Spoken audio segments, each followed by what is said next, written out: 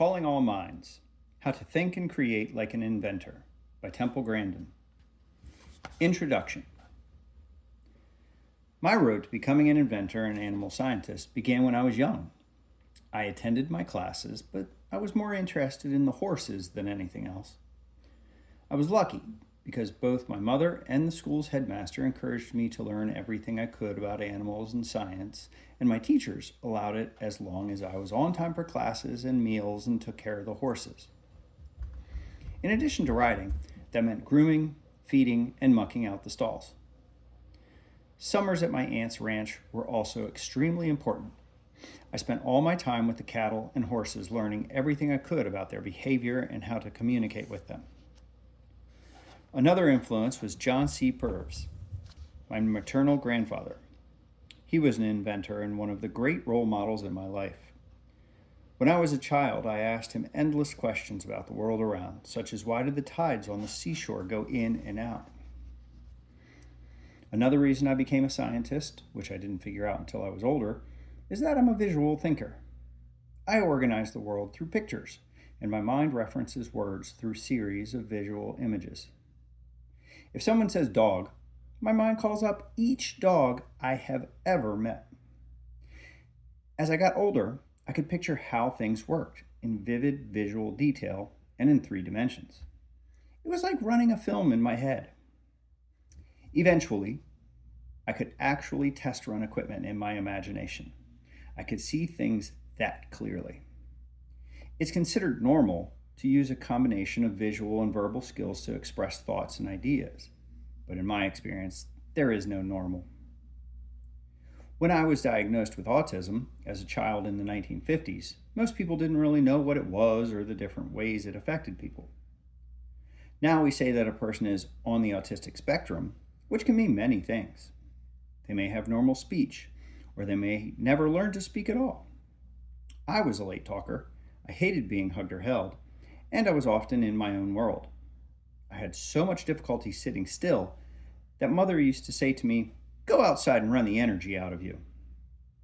I also couldn't stand sudden sounds or any clothes that were too scratchy, and I would become very agitated when my world was changed in any little way.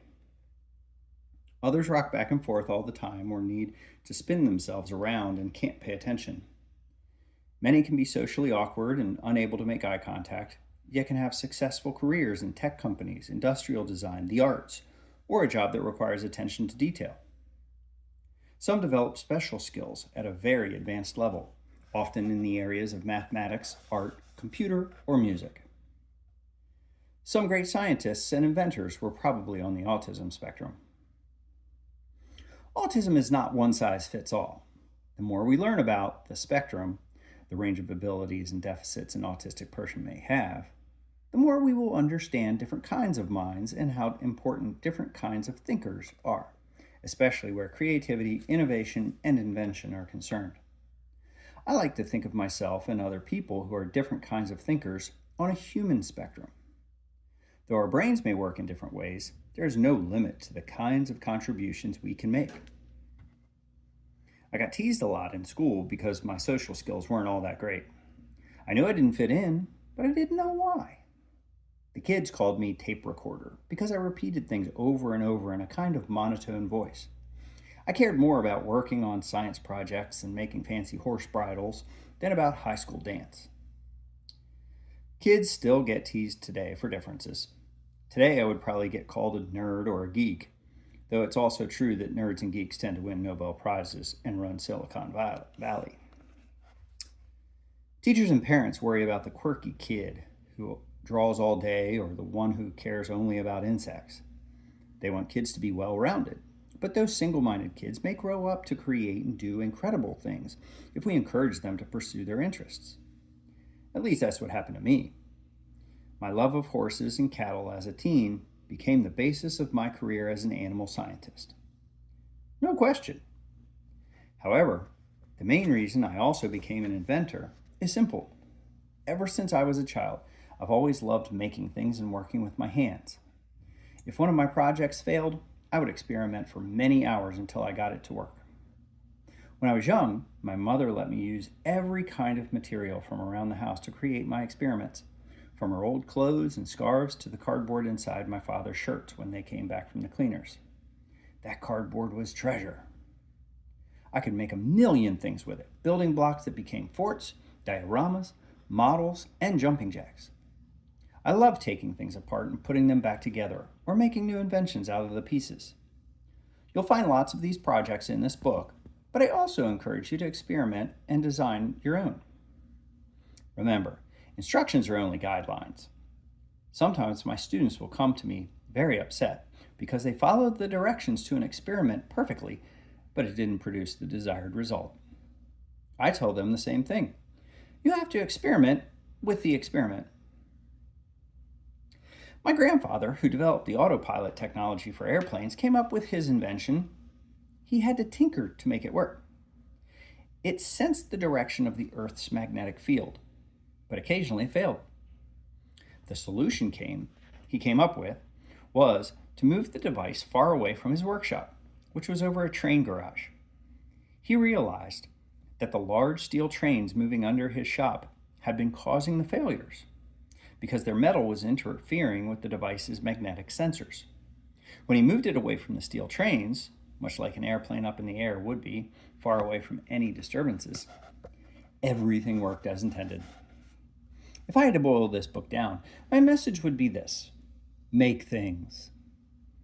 I'm sure you've been told by your parents many times to stop playing video games or to get off your iPad or smartphone. They probably say that you're destroying brain cells or that you should be socializing or studying or practicing violin. All of that may be true, but I want you to put down your phone so that one day you might invent a better phone, or video game, or a safer car, or a piece of equipment that will save lives.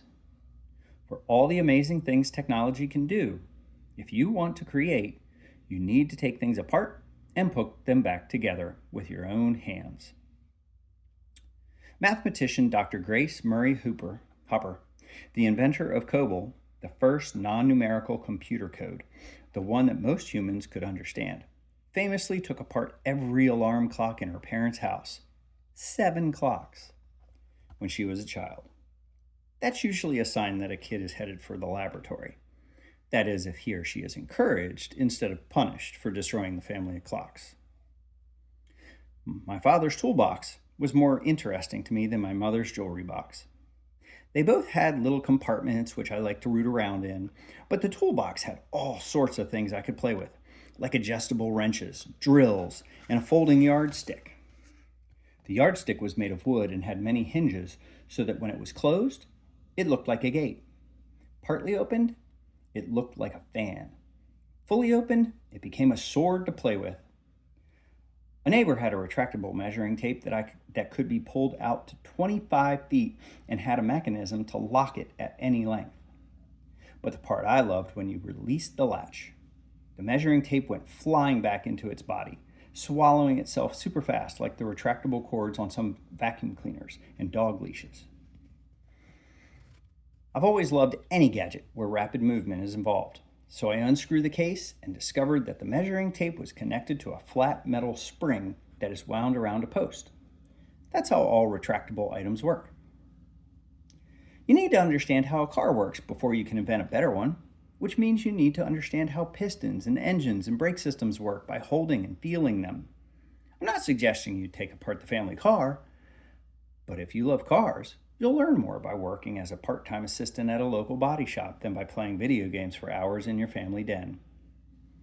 You may have to do a lot of sweeping up and menial jobs at first, but eventually you'll get to see under the car and under the hood where the real action is.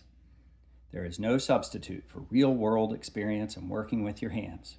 And there is no greater pride than to see something you have created give pleasure or help people. When the first man landed on the moon, he planted an American flag on its surface to symbolically say, "We got here first." When inventors create something, they go to the patent office with their new creation to declare the same thing. This is a first. This is original. Patents protect inventors' work by preventing others from stealing both their ideas and often many years of work. The patents themselves tell a remarkable story of human ingenuity and serve a greater public good by preserving knowledge. If you think of a museum as a repository of art, the United States Patent and Trademark Office can be thought of as a repository of knowledge. I still love looking up patents to this day. In this book, we'll trace some of the most groundbreaking inventions from colonial America to the industrial age to our present technological age. We'll meet the first patent holder, as well as the youngest, the first woman, and the first African American to hold patents. Women and people of color were not originally allowed to hold patents, which is why many of their contributions have been lost to history. Their stories are all the more remarkable. When I was in elementary school, I had a book of inventors that I loved. It's long gone, but I can remember how I read it over and over again until the pages got thin, fascinated by the inventors and the incredible things they made. I remember the entry for Thomas Alva Edison, who held 1,093 patents in the US alone. I was inspired by his saying, "Genius is 1% inspiration and 99% perspiration." I was also surprised to learn that some inventions happen by accident. Early on, I realized three very important things from my book of inventors.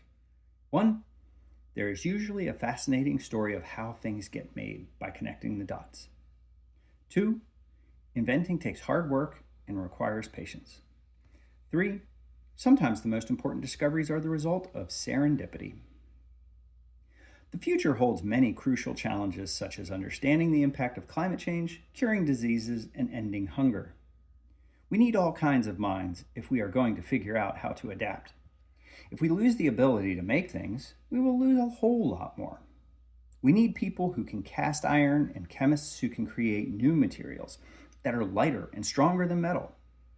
We need new storytellers, filmmakers, musicians, and artists.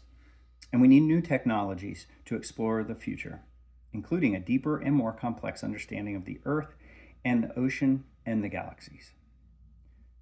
There is no better way to start than by making things of your own design. All the projects I made when I was young contributed to the inventions I've made throughout my life, and they have given my life meaning. I hope these projects and the ones you create will do the same for you.